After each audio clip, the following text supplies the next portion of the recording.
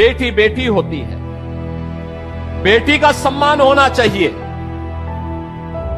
मैं पिछले दिनों देख रहा था, समाजवादी पार्टी के अध्यक्ष अखिलेश यादव की पुत्री के खिलाफ कुछ लोगों ने गलत टिप्पणियां की थी। जैसे मेरे संज्ञान में आया, मैंने तत्काल पुलिस से कहा, मैंने कहा इसमें एफआईआर दर्ज कराओ। उन 6 मुस्लिम महिलाओं को जिनको अभी तक इंसाफ नहीं मिला, क्या उनको अपनी बेटी समझकर वो उनको इंसाफ दिलाएंगे?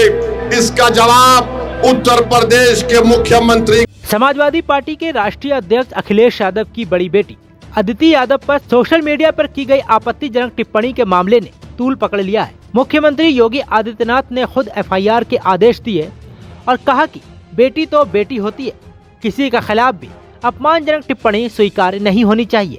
बेटी बेटी होती है, बेटी का सम्मान होना चाहिए। मैं पिछले दिनों देख रहा था,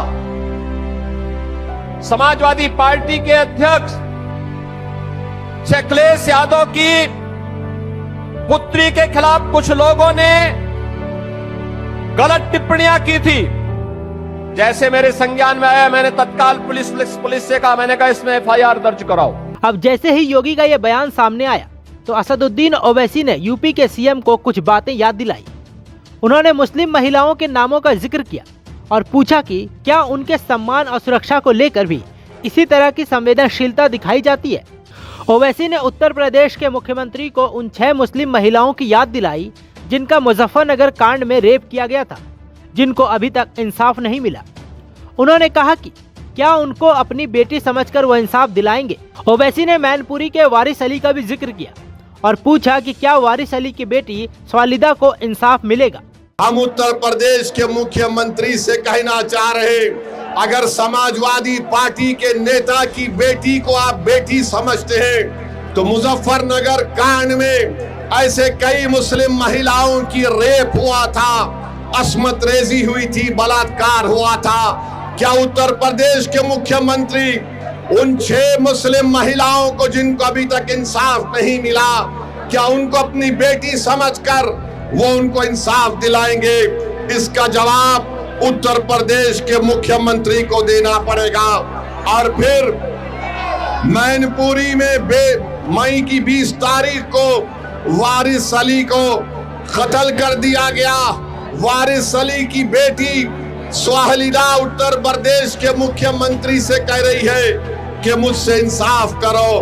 देखना यह है कि क्या उत्तर प्रदेश के मुख्यमंत्री इंसाफ करेंगे। ओवैसी ने आगे कहा कि उत्तर प्रदेश हो या जिस किसी भी भारत का स्टेट हो जहां पर बीजेपी की सरकार है, हम वहां पर देखते हैं कि बुलडोजर से किसका घर तोड़ा जाता है। हम जानते हैं कि किसके किस्मत में इनकाउंटर लिखी है। हम जानते हैं कि किस समुदाय के नौजवानों की जवानी को जेल में डालकर बर्बाद कर दिया जा रहा है। हम जानते हैं कि अगर कोई नौजवान बच्चे कश्ती में रोजा खोलते हैं तो उनको 40 दिन जेल में गुजारना पड़ता है। उन्होंने आगे कहा, इल्जाम लगाने वालों, तुम जितना इल्जाम लगा सकते हो लगा लो, मगर हम अपनी लड़ाई से पीछे हटने वाले नहीं हैं। आपको बता दें कि आगामी यूपी चुनाव को लेकर ओवैसी काफी एक्टिव है।